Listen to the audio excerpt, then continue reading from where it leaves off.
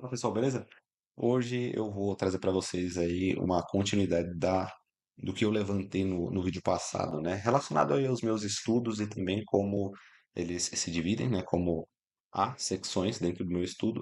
E além disso, né? Qual que é a importância deles? Afinal de contas, a gente vê dezenas e dezenas de pessoas promovendo ali estudos sobre determinadas questões. Muitas questões ali que aparecem que podem atinar o foco da criatividade do ser humano, fazendo com que ele desenvolva algum assunto a respeito. Mas como que isso realmente tem uma validade? A primeira coisa que a gente tem que observar é sobre o que está sendo erigido uma investigação, né? Então, qual que é o objeto fundamental dessa investigação? Se o objeto ele é um objeto periférico, né? Se ele já é um objeto que, né, não está no primor, não está na essência, não é um objeto central à consciência, ou não é um objeto central à existência, não é um objeto central às considerações universais da própria realidade que a gente vive, ele já vai ser um estudo mais ou menos banal, né? Então, ele já está se direcionando a estudar um objeto que ele está na periferia, né? Não que ele está no centro. É muito difícil que a gente tenha também estudos que são altamente ponderados sobre esses objetos centrais. Então, vou tentar dar um exemplo, né? Quando a gente está fazendo um estudo, por exemplo, de um objeto que ele é identificado na realidade, um objeto extenso, né? Então, a gente pega, por exemplo, um animal, ou um copo, ou uma estrutura física, né, que está sendo demonstrada visivelmente na nossa frente. Se a gente vai estudar, a gente pode enquadrar dentro de uma disciplina, né? Então, se eu estou estudando um ser vivo, eu posso colocá-lo dentro do estudo da biologia. Se ele também está categorizado dentro de uma psique, a gente pode estudar no aspecto psicológico, ou até mesmo o envolvimento dele com outras relações com o ambiente, com o ser humano, e por aí vai, né? Mas esse estudo, ele ainda acaba sendo mais ou menos direcionado, ele fica numa tecnicidade, ele se especifica, né? É isso que eu estou querendo dizer. Então, ele vai tratar sobre um ponto muito ínfimo daquele objeto em questão. Até porque ele está sendo composto de outros objetos, né? Então, objetos qualitativos que são essenciais e muitas vezes não se captam porque eles não estão extensos.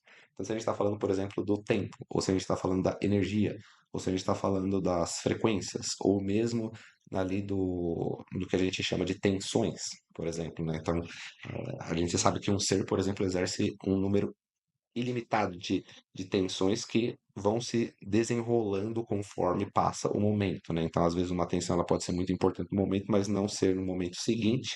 E isso acontece porque há uma transição de valores nessas tensões que estão sendo afuniladas na ação do ser, né?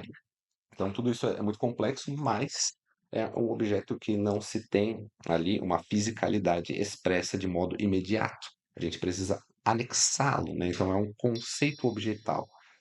Esses estudos eles são muito mais difíceis de se realizar. Quando a gente pega, por exemplo, a monadologia do Leibniz, a gente sabe que ele não está tratando de um objeto fisicamente extenso. Ele não está fazendo uma investigação, por exemplo, de um objeto físico, de um copo ou mesmo de um animal, ou mesmo até do ser humano. Ele não está falando da fisicalidade, ele está falando de um aspecto metafísico que vai além disso, né? Que pretende dar ali uma substância para a qualidade que é fornecida nesse objeto, né? Então o objeto ele passa uma qualidade, mas essa qualidade ela está sendo armazenada na potencialidade desse objeto extenso. Então a importância do meu estudo ele está exatamente nisso, né? Eu estou tratando de um objeto que ele não é um objeto extenso, ele é muito mais difícil de ser dito, de ser descamado, de ser atrelado a um referente. Porque no caso de um copo, por exemplo, o referente está na sua frente, você pode estudá-lo de todas as maneiras que você pode. É claro que você vai conseguir um contingente de informações muito específicos e afunilados dentro da categoria do copo, né? Mas quando você está falando de um item abstrato, você está falando de algo que pode estar difundido em toda a realidade. Então, isso causa um impacto muito maior, nas compreensões que você vai ter acerca dessa realidade e também de como essas qualidades elas estão diluídas na realidade, né? Então, imagina o seguinte: você consegue ter um panorama um tanto mais aprimorado para que você atue nessa realidade conhecendo alguns desses aspectos que estão sendo dispostos nos objetos.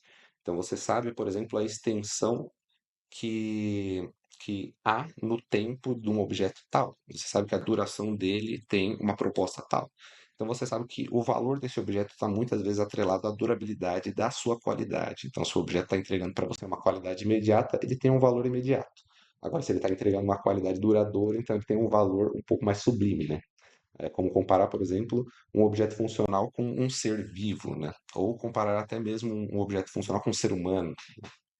Então, essas duas coisas elas estão em níveis muito diferentes de axiologia, né? Que é a qualificação desse valor. Então, como esse valor ele é atribuído na hierarquia, né? Será que você está atribuindo o valor indevido a uma hierarquia mais baixa ou mais alta? Então, os valores mais sublimes eles estão ficando para escanteio e os valores mais banais estão sendo colocados ali, quase como no pedestal, né? Isso daí é algo que acontece, né, mediante a falta de instrução que o ser humano tem nessa profundidade, né, nessa intersubjetividade do ser.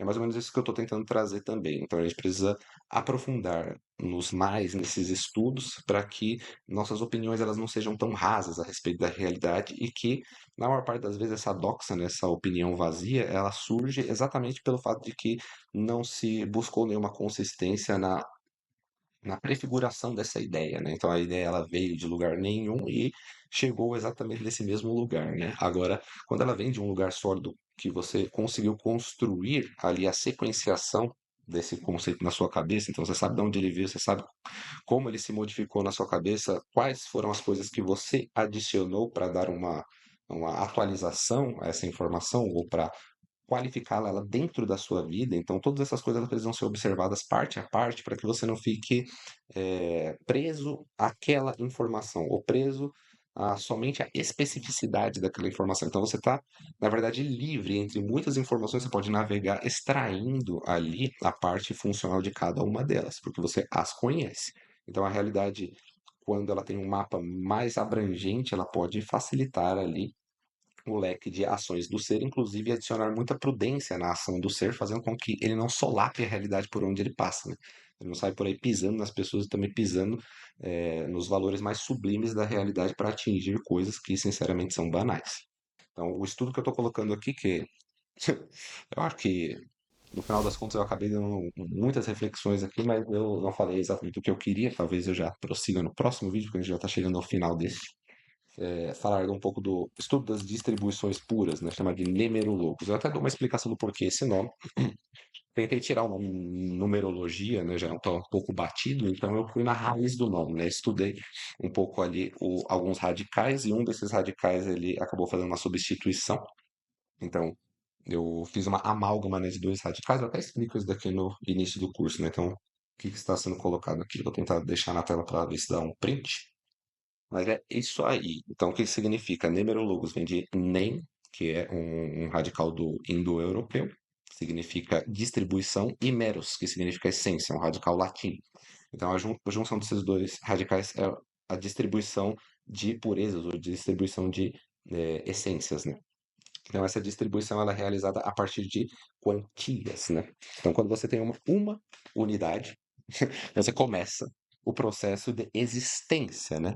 Por isso que muitos dizem que existência precede a essência, né? Porque antes precisa existir alguma essência. Então, mesmo que essa essência ela seja metafísica, ela precisa pré-existir em algum tipo de sistema, mesmo que ela não seja concretizada, né, na realidade, mas a ideia está lá. Então, ela existe.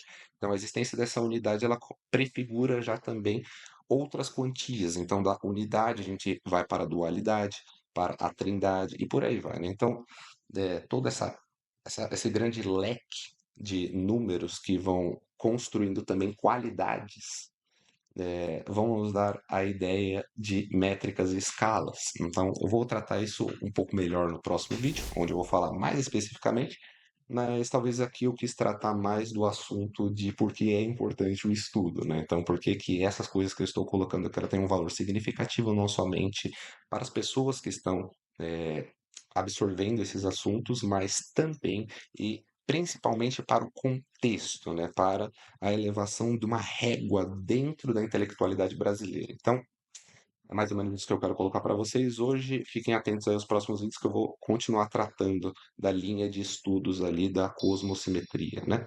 Então, até mais, galera. Fiquem com Deus.